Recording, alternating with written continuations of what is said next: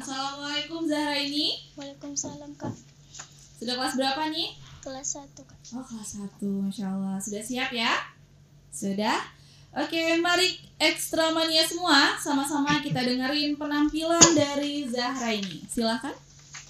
Bismillahirrahmanirrahim. Assalamualaikum warahmatullahi wabarakatuh. Waalaikumsalam warahmatullahi wabarakatuh. Alhamdulillahi rabbil alamin. Wassalatu wassalamu ala asrafil anbiya'i wal mursalin wa ala alihi wa sahbihi ajma'in amma ba'du. Pertama-tama dan yang paling utama, marilah sama-sama kita memanjatkan puja-puji syukur kita atas kehadirat Allah Subhanahu wa Ta'ala. Salawat serta salam semoga tercurah kepada Nabi Muhammad sallallahu alaihi wasallam yang telah membawa umatnya dari zaman jahiliyah, dibawanya kita ke zaman yang terang benderang. Ad-din al-Islam wal iman, yakni iman dan Islam. Kata-kata penghormatan saya yang saya hormati Dewan Juri yang arif lagi bijaksana, yang saya hormati para pendengar yang berbahagia, dan yang saya segani para peserta yang berbahagia. Berdirinya saya di sini hanya untuk melontarkan sebuah mutiara dakwah yang saya beri judul Menjaga Akhlakul Karimah pada bulan Ramadan. Hadirin wal hadirat, calon-calon masuk surga. Pada kesempatan kali ini, izinkan saya menyampaikan tentang akhlakul karimah. Apakah kawan-kawan di sini ada yang tahu apakah yang dimaksud dengan akhlakul karimah? Nah, akhlak menurut bahasa artinya tabiat, kebiasaan ataupun perangai. Akhlak dibagi menjadi dua, yaitu akhlak mahmudah yang disebut akhlak terpuji. Yang kedua, akhlak mazmumah yang disebut akhlak tercela. Akhlakul karimah tentunya adalah akhlak yang terpuji, seperti firman Allah di dalam Al-Quran surat Al-Qalam ayat 4 yang berbunyi, A'udzu billahi minasyaitonir rajim.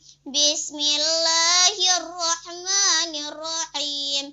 Wa innaka la'ala khuluqin azim. Sesungguhnya engkau berada di atas budi pekerti yang agung. Kita dapat menyimpulkan dari firman tersebut bahwa Nabi Muhammad adalah suri teladan yang baik bagi kita. Beliau memiliki akhlakul karimah yang terpuji, yang selayaknya kita jadikan pedoman.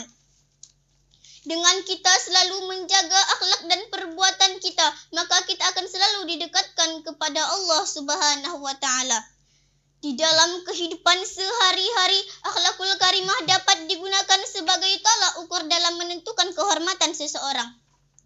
Mari coba kita fikirkan dan renungkan sejenak. Apabila ada tetangga dekat kita yang memiliki tabiat suka mabuk-mabukan, mencuri serta perilaku yang meresahkan masyarakat lain, tentunya orang tersebut akan mendapatkan sanksi sosial di mata masyarakat. Hal ini menjadi sebuah pelajaran kepada kita apabila kita menghargai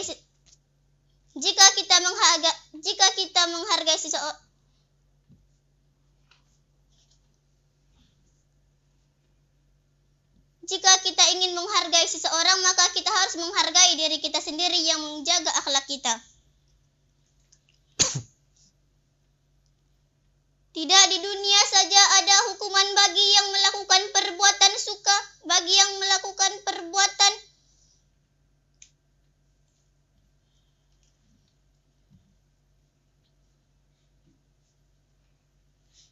yang melanggar norma atau aturan yang ada. Di akhirat pun akan ada balasannya. Berdasarkan sabda Rasulullah Sallallahu Alaihi Wasallam yang diriwayatkan Abu Daud radhiyallahu anhu yang berbunyi bahwa tidak ada yang lebih berat timbangan amalnya daripada budi pekerti yang terpuji. Dari sini kita dapat mengetahui bahwa tidak dalam pergaulan dan masyarakat saja, kepada orang tua kita harus berakhlak yang baik. Mari mulai sekarang kita tingkatkan iman dan takwa kita kepada Allah. dengan selalu menjaga akhlakul karimah kita kepada semua orang. Hadirin wal hadirat calon-calon masuk surga. Jika kita lihat era modern sekarang ini, hal yang paling mendasar adalah pendidikan. Pendidikan moral amat dibutuhkan di kalangan pelajar sebagai generasi penerus bangsa. Etika dan moral selayaknya diterapkan sejak dini untuk membangun sumber daya manusia yang berakhlak mulia. Beberapa contoh yang tidak asing bagi kita. Tidak sedikit para intelektual yang pintar, namun tidak dibarengi dengan moral dan pendidikan. Korupsi sudah tidak asing lagi dan menjadi rahasia umum di kalangan masyarakat. Di kalangan masyarakat.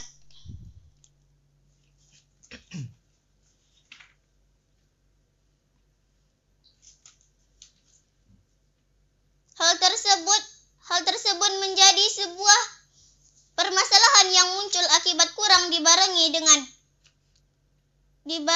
dengan pendidikan moral ketika di bangku sekolah. Dalam hal ini guru merupakan sosok yang diharapkan mampu memberikan pengajaran pendidikan dan moral yang baik dengan penuh kesabaran. Tidak sedikit orang yang terkena kasus asusila di negara kita ini. Akhlakul karimah merupakan sebuah kunci untuk terwujudnya kehidupan yang damai dan sejahtera dan tentram.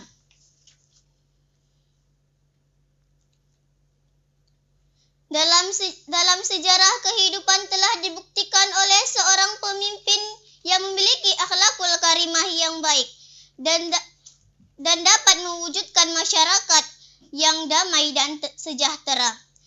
Apabila seorang pemimpin yang bobrok akhlaknya dipastikan dalam kepemimpinannya, ia akan menegakkan cara-cara yang menimbulkan keributan dan kegaduhan di tengah-tengah masyarakat.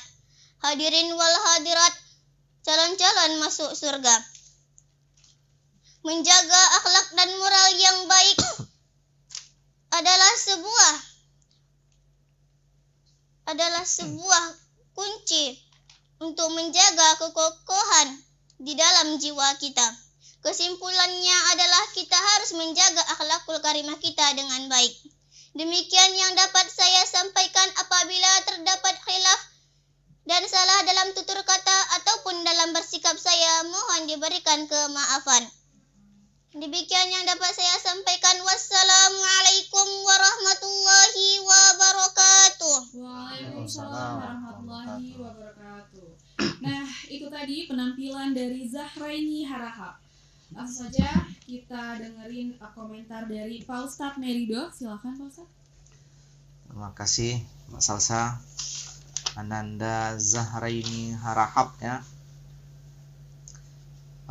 Tadi baca Qur'annya, wa innaka la'ala khuluqin 'azim. Lu-nya tadi panjangkan tadi ya. Khuluqin 'azim. Panjangkan tadi. Kemudian ada ketika menyebutkan hadis nih dari Abu Dawud, diriwayatkan oleh Abu Dawud radhiyallahu anhu. Abu Dawud tuh tidak pakai radhiyallahu anhu ya. Rahimahullah. Saya radhiyallahu anhu itu sahabat-sahabat. Abu Dawud tuh perawi ya. Jadi kalau an Abi Hurairah baru radhiyallahu anhu. Jadi radhiyallahu anhu itu jabatan untuk sahabat-sahabat, jaminan untuk sahabat-sahabat Nabi. Baik, secara umum Ananda sudah sangat berani tampil, walaupun tadi sedikit lupa-lupa. Mudah-mudahan nanti ke depan lebih baik lagi. Terima kasih. Baik, terima kasih Pak Ustadz. Bagaimana nih komentarnya Pak Ustadz Ali Basir, silakan. Terima kasih. Assalamualaikum Ananda Zahraini Harahap. Waalaikumsalam Ustaz. Usianya berapa Jara ini? 12 Ustaz. 12, kelas 1 SMP ya. Nah, udah pernah ikut lomba ini? Belum. Di luar sana? Belum Ya. Jadi Ananda, kalau kita ikut lomba itu persiapkan dengan matang ya. Nah, jadi betul-betul di luar teksnya kita hafal. Tadi banyak terhenti ya. Nah, jadi judulnya tadi menjaga akhlakul karimah di bulan Ramadan. Ada nggak? Apa hanya di Ramadan aja? Di luar Ramadan kita tetap nggak berakhlakul karimah? Ada nggak tadi disampaikan? Nah, jadi akhlakul karimah itu baik di dalam Ramadan maupun di luar Ramadan ya. Intonasi suaranya datar saja. Nah, seperti masih menghafal, seperti membaca. Nah, jadi kita pidato ada tinggi, ada rendah, ada menurun. Kadang tiba-tiba terhenti ya. Itu nanda kita punya intonasi ya. Nah, lalu kemudian ketika kita menyampaikan isi dakwah, baringi dengan dalil biar orang yakin ya. Kemudian matanya tertutup. Nah, nanti kamu biar Ananda Zahra ini biar tahu, lihat Instagram ekstra ya. Nanti lihat gimana penampilannya. Berulang kali mata tertutup. Dan memang belum menguasai ya anak ya. Nah, jadi yang jelas untuk Ananda Zahra ini sudah hadir di radio kita. Kalau buah manggis dikejar-kejar, untuk Ananda Zahra ini terus belajar. Baik, terima kasih. Baik, terima kasih Pak Ustadz. Nah, untuk Adinda Zahra ini tetap semangat dan terus belajar ya. Oke.